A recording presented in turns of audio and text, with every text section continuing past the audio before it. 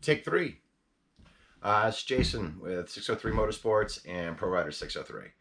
Just wanted to share some information about brakes, some of the things that we've done for our machine. Keep in mind, it's for informational purposes only. What works for us may not work for you. We're just sharing with you what we enjoy.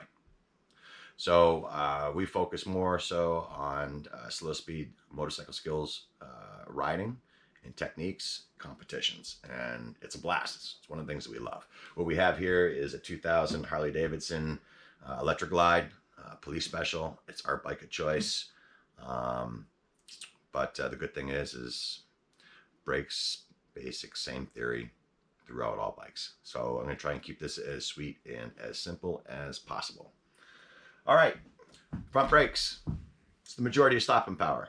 So a lot of people will make performance modifications with the motor to go fast. Nobody makes any modifications for the performance to stop. You got all that up, got all that go, and no whoa. So front brakes is the majority of stopping power. So what we did is we invested in the front brakes. Because we like to launch from one pattern to the next as quick as possible, being able to stop as fast as we can or slow down as fast as we can before we get inside that pattern in order to make up time. So we chose a free-floating rotors for the front. They're dual disc rotors in the front on this machine. We like the free-floating. It worked really well. It's the Wave technology as well. Massive difference. Massive difference. We also use a sintered pad on front and rear. Once again, it's what we prefer on our machine. We get good longevity out of it. It seems to dissipate or hold up to the heat pretty well. Once again, may not be for you. Check out the difference between organic or sintered, and you choose. We did discover, however, that the free-floating rotor did not work very well for the rear due to the heat that we put to the rear rear brake system and caliper and rotor back there. So we're switching back to the solid rotor.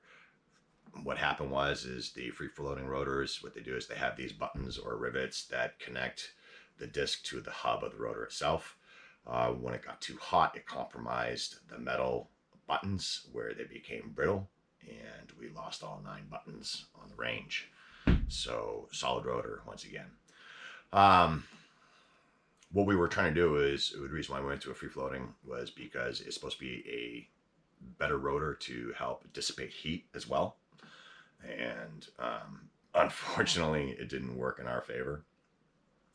I can see it working really well in the racing industry, but maybe not so much in the slow speed because we're not putting the wind to it as much as racing is concerned, and we're using them way more than they do.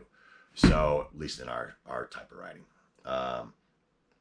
So the concern then is if we're applying heat to a solid hub rotor, then what's happening there? Well, if we're creating that much heat to the rear rotor, then you're dissipating that heat to the hub of the wheel and potentially to the bearings. And the majority of the bearings today are a sealed bearing. And the last thing we want to do is compromise the bearings of the wheels. So what we chose to do was create that air duct that goes through the bag to the rear hub, hoping to assist in cooling not only the rotor, but the hub itself.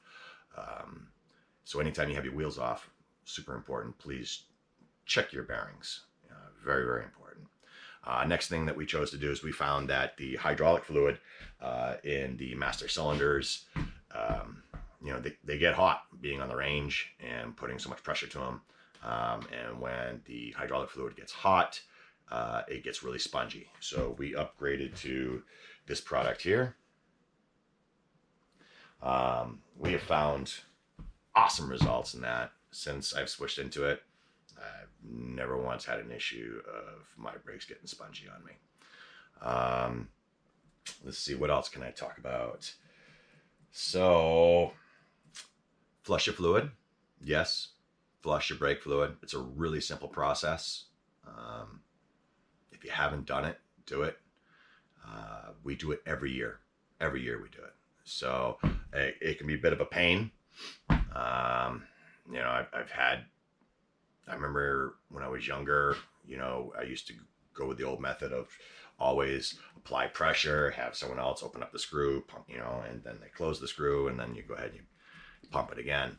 We don't do that. Then you've got the hand pump ones that you can buy now, I think for like $30 over Harbor Freight or $90 at Napa, whatever the case may be. That was great for a while, but I just got tired of maintaining that pump pressure. So what we did was we just purchased a fuel pump over at Napa. I want to say it was like 30, $40 or something like that, maybe. And, you know, we just outfit it so that um, you can see here we have the bleeder screw connector on there, a little cap.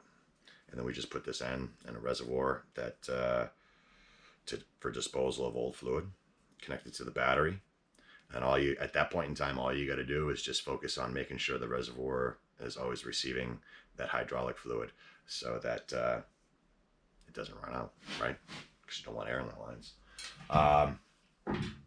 There are so many different other things that you could do, you know, as far as brakes are concerned. You know, you can go ahead and upgrade your calipers if you choose. We chose to stick with the stock. Works just fine. That, and to be honest with you, there's not a lot of performance products available to this particular year. The newer bikes, there's a ton of stuff out there for y'all. So, you know, if you're going to invest in the go, invest in the woe. All right. I think that's all I have for you guys at this point in time. We're going to go ahead and test out our air duct system for the rear rotor, hopefully later on this afternoon if the weather holds up for us. And we do actually have one of those little heat radars there so we can see what the difference is between airflow and no airflow on the rear rotor. Anyways, thanks all for tuning in. If you have any questions, comments, please, you know, leave something there for us. You know, we're happy to go ahead and create more content in regards to, you know, your comment or question. All right. Till next time.